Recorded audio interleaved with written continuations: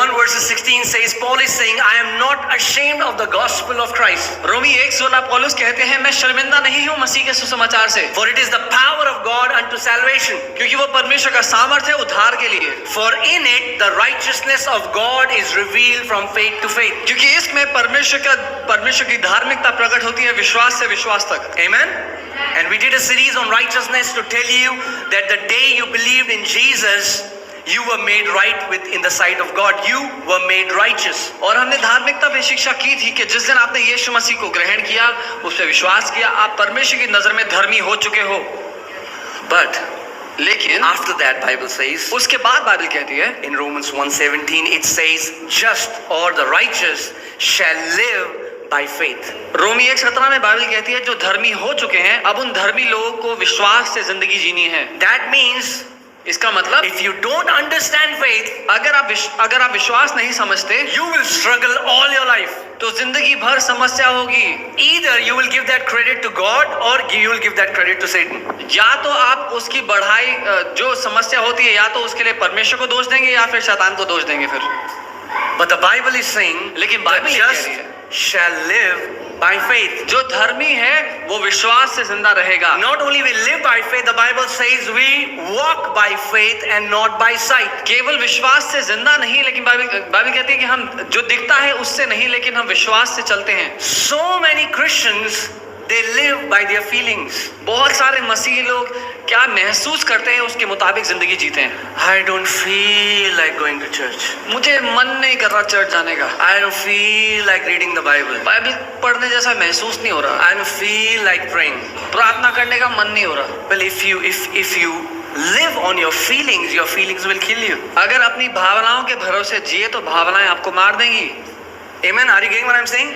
I don't feel like worshiping God. परमेश्वर की आराधना करने का मन नहीं करता। The Bible never says that you worship Him when you feel like worshiping Him. The Bible says you worship Him. Bible ये नहीं कहती कि उसकी आराधना तब करो जब तुम्हारा मन करे, बाइबल कहती है उसकी आराधना करो। Amen. Bible says pray without ceasing so that you may not fall into temptation. Bible कहती है बिना रुके प्रार्थना करते रहो ताकि तुम समस्या में ना पड़ो। Amen. So if you walk by feeling, तो अगर भावनाओं के भरोसे जियोगे, your feelings will kill you. तो भावनाएं मार देंगी। How many of you, okay, let me take an example. So Dinkar is here. Dinkar, can you stand up? Okay, he's a professional bodybuilder. वो प्रोफेशनल बॉडी बिल्डर है Dinkar. So he trained himself by going to gym. Dinkar, did you go to gym only when you felt like going to gym?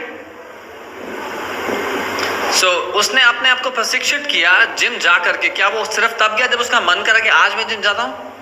Everybody wants a body like that. हर एक को चाहिए कि मेरा शरीर वैसा हो। Everybody wants six pack. हर एक को सिक्स पैक चाहिए।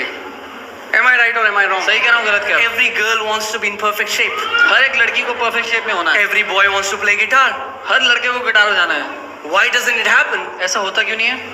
Because we go by feelings. क्योंकि हम भावनाओं के भरोसे जीते हैं। We go to gym first day. पहले दिन जिम जाते हैं, We do gym. जिम करते हैं, You're like, now I don't feel like going to gym. बोलते हैं अब मन नहीं कर रहा जिम जाने का। And the Bible says, hey Dinkar, thank you. And the Bible says, और बाइबल कहती है for the bodily exercise profits little. कि जो शारीरिक व्यायाम है उससे थोड़ा फायदा होता है। So go to gym. It's gym amazing. जाओ, बहुत अच्छा है। Okay. Are you not seeing Ram's Dole? आपको राम भैया के डोले दिख रहे होंगे। From 14 to 16. 14 से 16। So your pastor has 16 का डोला.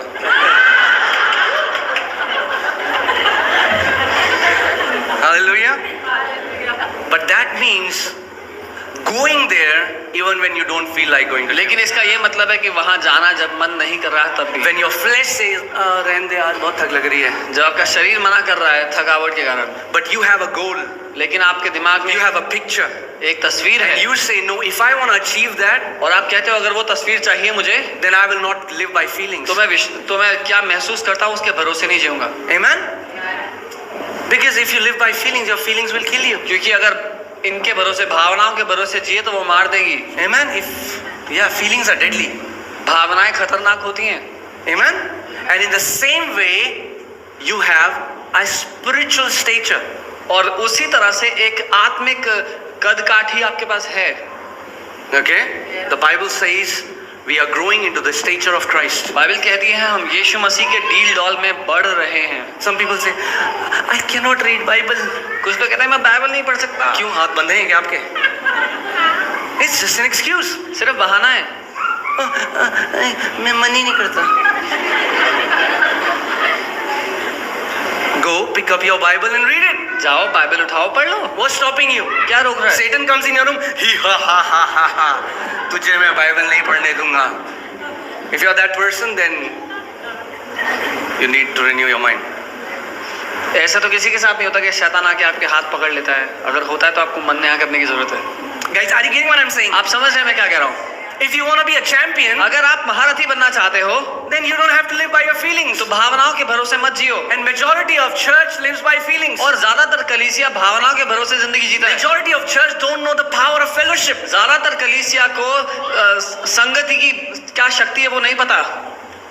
That's why their spiritual life is like a yo-yo Christianity. इसीलिए उनकी जो आत्मिक जीवन है वो लट्टू की तरह है। Don't be a yo-yo Christian. ऐसे मसीह ना बने। Amen? You should be a believer when people see you 5 years before you are on the mountain top. When they see you after 5 years, you are on a greater mountain top. And next 5 years you have conquered more mountains. Amen? आप वो विश्वासी होने चाहिए हो जिसको किसी ने 5 साल पहले देखा हो तो पहाड़ी के ऊपर हो, अगले 5 साल बाद उससे बड़े पहाड़ पर जय पा चुका हो, उसके 5 साल बाद उससे बड़े पहाड़ पर जय पा चुका हो। Amen? Oh brother, God is the God of mountains and the God of valleys. ओ भाई, प्रभु पहाड़ों और खाइयों का परमेश्वर है। Who told you to go to valleys? किसने बोला खाई में जाने के लिए? Jesus said you are a city set on a mountain top. यीशु ने कहा तुम वो शहर हो जो पहाड़ के ऊपर बसाया गया है। Did he say that in summer you will be on mountain top, then on winter you will come in the valley? क्या उसने यह कहा कि गर्मियों में पहाड़ों पर और सर्दियों में खाई में रहना? Don't blame God when we don't walk by faith. परमेश्वर पे इल्जाम मत लगाओ जब हम विश्वास से नहीं जी रहे तो। God has one place for you. God has one will for you, and that is victory in every area of your life. परमेश्वर के मन में आपके लिए एक जगह है, एक स्थान है और वो है जय। Victory in every area. जय आपके जीवन के हर एक क्षेत्र में। Some people are like, what does God want for me?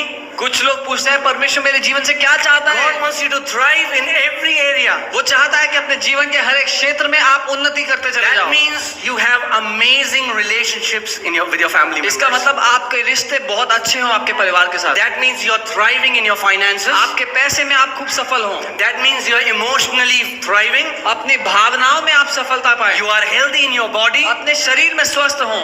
There is no area of defeat. कोई हार का क्षेत्र हो ही नहीं आपके आसपास। You know, God has never known defeat. आप जानते हैं परमेश्वर को हार नहीं पता क्या होती है? Yeah, God's nickname is victory. उसका घर का नाम, परमेश्वर का घर का नाम जय है। वीरू भी है, because he is brave as well. So he is Jay and Viru. तो वो जय और वीरू दोनों है। Amen.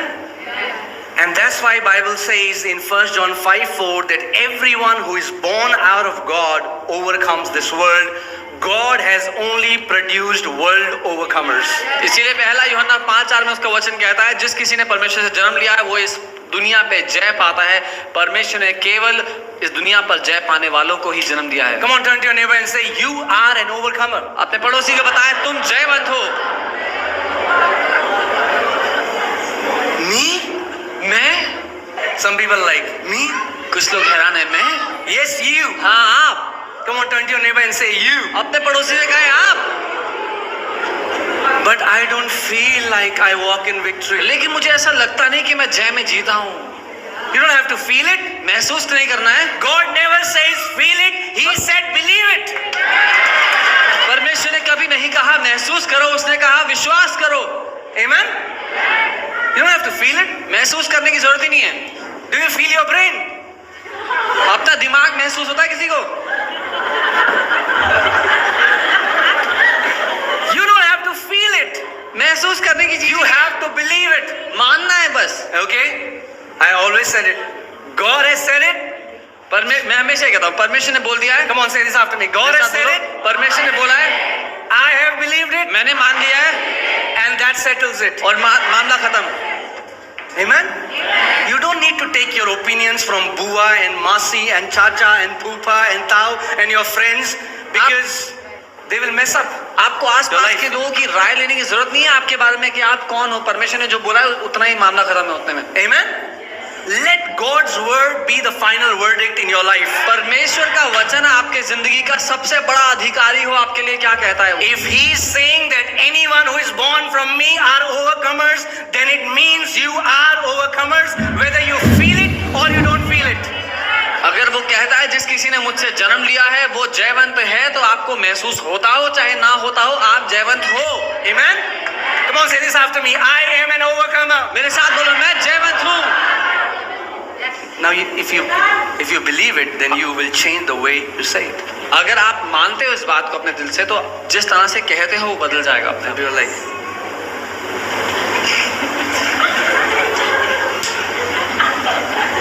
If you believe it, then there should, overcomers have an attitude. अगर आप मानते हो तो अपने आप बदल जाएगा। Faith people should have an attitude. जो विश्वास करने वाले लोग हैं उनकी एक अलग ही मानसिकता होनी चाहिए। Amen? When you know your father, you carry a victorious attitude.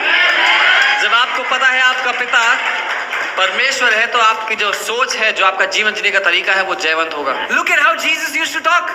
एक बार खुद देखो यीशु कैसे बात करता था। He said, उसने कहा, you are from the earth. तुम दुनिया के हो, I am from above. मैं ऊपर से हूँ। Amen? He said, you are earthly, I am heavenly. उसने कहा तुम दुनियावी हो, मैं स्वर्ग से हूँ। Look at his language. He said, I am the light of the world. उसकी भाषा देखो, कहता है मैं जगत की ज्योति हूँ। And then he said for us, he said, now you are the light of the world. और फिर उसने हमें कहा कि अब तुम इस जगत की ज्योति हो।